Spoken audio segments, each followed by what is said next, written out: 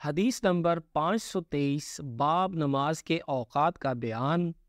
بخاری شریف۔ حضرت ابن عباس رضی اللہ عنہ سے روایت ہے کہ عبد القیس کا وفد رسول اللہ صلی اللہ علیہ وآلہ وسلم کی خدمت میں آیا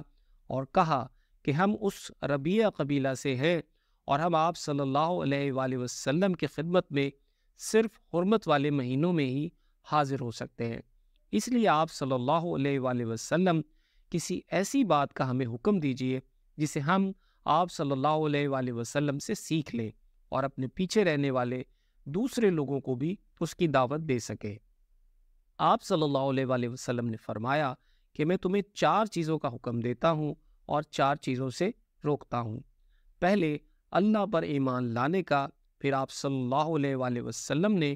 اس کی تفصیل بیان فرمائی کہ اس بات کی شہادت دینا کہ اللہ کے سوا کوئی معبود نہیں، اور یہ کہ میں اللہ کا رسول ہوں، اور دوسرے نماز قائم کرنے کا، تیسرے زکوٰۃ دینے کا،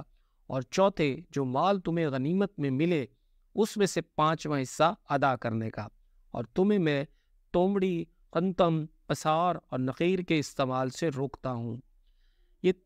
یہ تمام برتن شراب بنانے کے لیے استعمال ہوتے تھے۔